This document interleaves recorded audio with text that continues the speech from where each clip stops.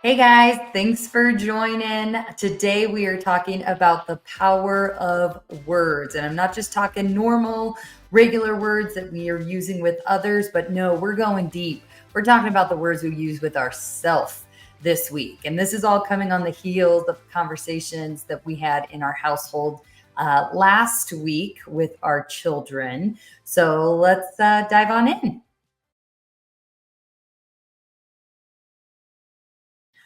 All right, so words.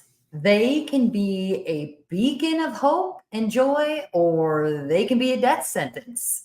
We all use them. We say that we're aware of their power, yet I think that most of us would agree that few folks actually use words well. And I'm talking about communication, I'm talking about communication with ourselves.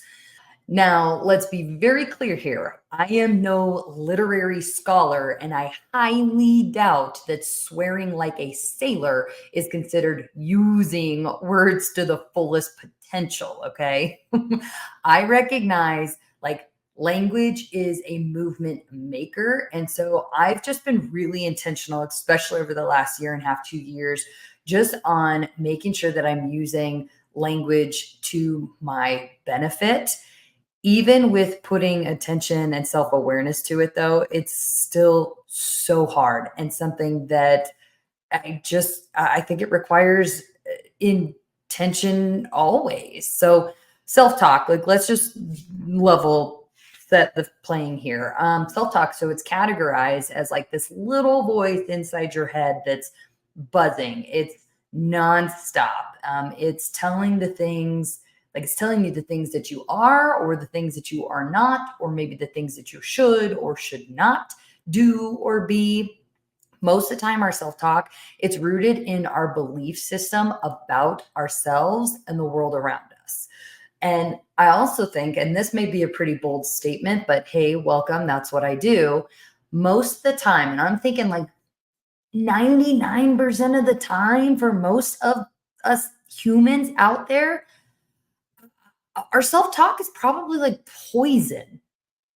I remember last year I went to a conference and all of the participants, so we were encouraged to just take a moment to write down all of the negative things we tell ourselves. And it was not only a self-awareness exercise, but it was the hey, let's dive into the language that we're using with ourselves. And so it was the common things that you would expect, things like I'm not good enough, or I'm not worthy of love, or how many times do we tell ourselves I'm fat? I don't deserve happiness. Like, ouch, just ouch. And so, after giving the crowd a moment to reflect, the host asked everyone to get out of their seats, pair up with the first stranger we locked eyes with, and oh, in this moment, it still brings like tears to my eyes. We were instructed to tell the other person all of the things we wrote down, but the assignment was that you had to cast those awful words onto them as if you had been talking about them the whole time. So it was, you are not good enough. You are not worthy of love. You are fat. There was not a dry eye in the room as we started to recognize the power and like the unbelievable harshness of the words that we'll tell ourselves daily on repeat, but things that we would never in a million years even think to whisper to another human being.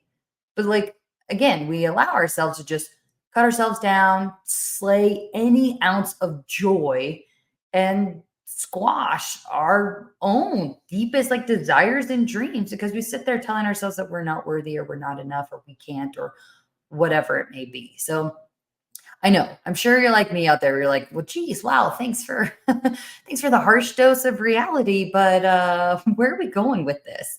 So I can't say that there's a cure. Like, sorry, can't fill that bucket for you, but it will cost you nothing except extreme and devoted attention to the awareness, which, in my opinion, and one of the reasons why I'm so devoted to it, like, that's a small cost for the life changing rewards. Like, what? You see so many books out there or podcasts just alone on the power of language. So just feels like there's so many, I don't know, maybe tools and techniques that even I've used to help myself unjuggle this struggle. So I think that we'll go over just three of them today. And the three that I would say I keep at the front of my mind for my language to improve my own life is journaling, affirmations, and then for me, I constantly ask, like, would I tell my kids this? So journaling. Hey, listen, don't knock it until you try it. I have talked to so many clients that sit there and they're all up in their head and they're miserable and their mental health is crap. And you're like, okay, have you tried journaling? And they're like, nah, no, journaling's not for me. I don't even, wouldn't, no, no thanks. You can't knock it until you try it because I'm telling you, the most successful people in the entire world, they're going to mention something about like gratitude or journaling or meditation. And it's all kind of in that same bucket. In the darkest moment of my life is when I actually started journaling because it was literally my last ditch effort to pull myself out of a deep depression. My head was spinning with just the darkest thoughts and emotions. And I was to a point where it's like, if I didn't get them out in a controlled manner, I don't I don't know if I would be here today. So journaling, although it was the toughest thing for me to start because I too didn't think I was a journaler, and then also because of the space that I was in, the last thing I actually wanted to do was stare my own words and thoughts and feelings that I was already terrified of to actually stare those face to face, back at me. But I'm so glad I did because it literally put those thoughts down on paper, which meant that they didn't have to stir around in my own mind anymore. It was like the first step, I think, in if you're going down, if you're interested in meditation, it's like the first step is just allowing your thoughts to happen. And so journaling, it was this tool, it was this baby step towards awareness and just creating the smallest habit around what I know would yield great dividends. So get yourself a journal, write it daily, or heck, even on a weekly basis. And just if you don't know where to start or what to write, like there's so many guided journals out there. There's so many things. I always say start with like a gratitude. What are you grateful for today? And at first, I think it's really easy. You're like, oh, my spouse. I'm grateful for my body. I'm grateful for my whatever.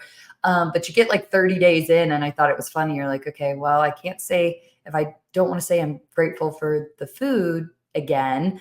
It required me to go deeper. So, like I said, first step. Another kind of place that you could start with journaling is just asking yourself, where are you at? Like emotionally, mentally, physically, what's dominating your thoughts? And that powerful question, where am I at? I honestly think if I could have a slogan, like that would probably be it. I think the where am I at question is probably one of the strongest and most used tools in my tool belt. So we'll talk about that more another time.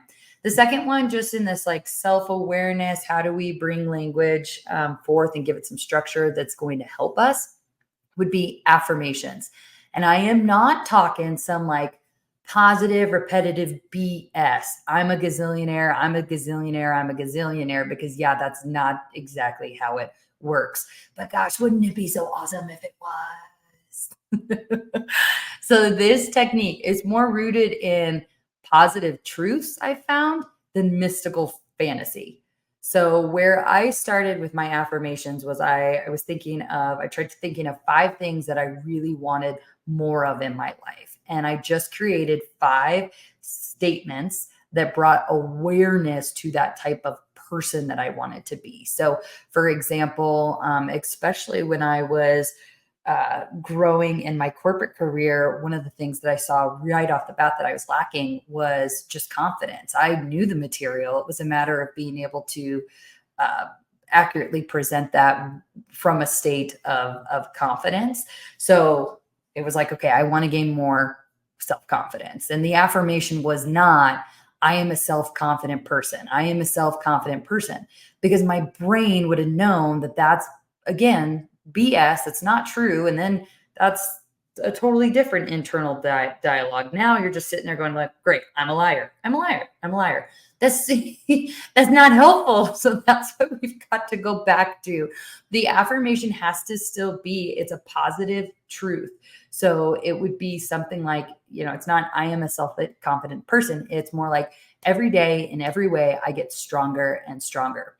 And that one, thank you, Mr. Tony Robbins. I super appreciate that. I found that affirmation of yours a long time ago. So that's one that I still use today because it's applicable whether I'm talking about my confidence, whether I'm talking about my physical health, my mental health. Every day in every way, I get stronger and stronger. It's not a mystical fantasy. It's not a lie that now I'm trying to work through. That is a positive truth. So I hope that maybe even you use that one. I know a lot of people will write that stuff down on like a sticky note or two, even just if your brain starts going sideways and you catch yourself in a negative thought, acknowledging, okay, hey, maybe I didn't feel so great in that particular moment, but I know in every day and every way I'm getting stronger and stronger.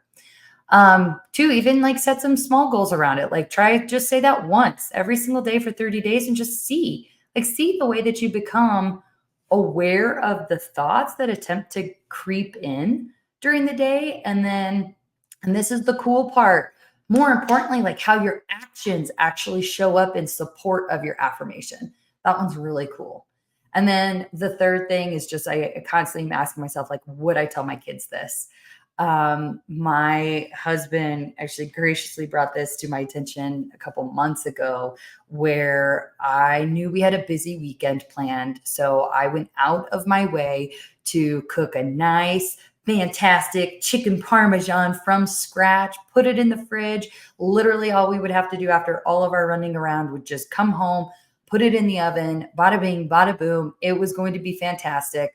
Well, we sit down at the table, we are dishing up our nice chicken parm, and I realized that I never boiled noodles. And now we literally just have chicken parmesan, no noodles, no bread, no nothing on top of it. And I sat there at the table going, I can't believe I forgot the noodles. I can't believe I forgot the noodles. And I'm profusely apologizing to my family because, right, as a mom, I know my child's favorite part of this whole meal, let's be very honest, was the buttered noodles on the side. And after several times of saying it over and over again, my husband, he looks at me and he just lovingly says, hey, stop. If your daughter had just cooked this meal and did the same thing, like what would you be telling her right now? You probably wouldn't say a thing about the noodles. And he was right. So I think it's just one of those, like I try to ask myself and to keep the negative self-talk at bay is like, would like if I wouldn't tell my kids, well, it was good, but you forgot the noodles. Or if I wouldn't tell my kids, meh, that outfit looks okay, but your stomach is way too big to be wearing that shirt, then I'm not allowed to tell myself that either. So, like I said, I'm sure there's a lot more things that we could talk about when it comes to self talk. Hopefully, this episode has been helpful. That's how I'm unjuggling my struggle. Again, these are things that I do frequently because we're all on the struggle bus. I have not, like, there's no cure for, hey, you can journal once and the negative self talk is going to go away. Like, we're always a work in progress. And that's part of the journey. That's part of the fun. So I hope that you give it a try. And until next time, bye.